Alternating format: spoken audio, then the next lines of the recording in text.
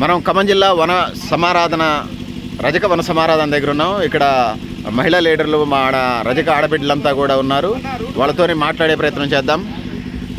ఈ ఖమ్మం వన సమారాధనకు సంబంధించి రజక ఆడబిడ్డలందరూ కూడా ఈ సక్సెస్ కోసం వాళ్ళు ఇప్పటిదాకా వాళ్ళ వంతు పాత్ర మనం సోషల్ మీడియాలో ఇప్పటికే చూస్తూ ఉన్నాం. వాట్సాప్లలో ఈ ప్రోగ్రామ్ సక్సెస్ కావాలని చెప్పేసి వాళ్ళు పెద్ద ఎత్తున దీంట్లో మగవాళ్ళతో పాటు సమానంగా ఇక్కడ పనిచేస్తున్నటువంటి నేపథ్యాన్ని మనం చూస్తున్నాం.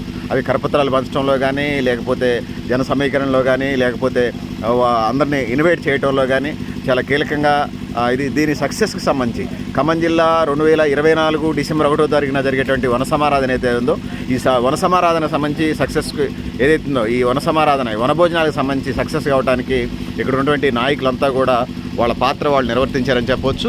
సో వాళ్ళ వాయిస్ ఏం చెప్తారో వినే ప్రయత్నం అయితే చేద్దాం. నా పేరు మంగ అండి. నేను ఇక్కడ ఖమ్మం జిల్లాకు సంబంధించినటువంటి 60 డివిజన్లలో మాదొక 37 డివిజన్ నుంచి నేను మహిళగా మాట్లాడుతున్నాను. ఇక్కడ రేపు జరగబోయేటటువంటి మహిళ అందరూ కూడా ఇంత ఉత్సాహంగా పాల్గొనబోయే కార్యక్రమం ఏంటంటే, కార్తీక మాసంలో ఇక్కడ జరిగేటువంటి వన భోజనాలలో ఒక ముఖ్య ప్రాధాన్యత ఉంటుంది. కార్తీక మాసంలో మన చెట్ల కింద భోజనాలు చేయటం అంటే అది ఒక మన వన సమారాధన అంటేనే అందరం కలిసి చేసుకొని పుణ్యదేవతలు అందరూ వచ్చి మన దీవించే ప్రోగ్రామ్ అని కిందగా మనం భావించాల్సి వస్తుంది. ఎందుకంటే మనకు పార్టీ రోజు పెట్టుకోవడం కూడా మన రజక కులంలోని ఒక ఆడబిడ్డకు సంబంధించిన విషయం కాబట్టి ఇది ఆమెను కూడా మనం పూజించుకొని ఈ కార్యక్రమం స్టార్ట్ చేయడం జరుగుతుంది. ఇక్కడ జరిగేటటువంటి ప్రోగ్రాంకు 10,000 నుంచి 15,000 మంది మేము అంచనా వేసుకున్నాము. ఈ కార్యక్రమానికి మా పెద్దల చేతులు ఉన్నాయి. ప్లస్ యూత్తో అందరితో కలుపుకుంటే ఎంత ఉత్సాహంగా చేస్తామని మేము కూడా ఊహించుకోలేదు. రేపు జరిగేదాన్ని బట్టి చూస్తే మీరే అందరూ జనాలు కూడా అర్థం చేసుకుంటారు. వాళ్ళలో అంత ఐక్యతగా ఉంటుంది.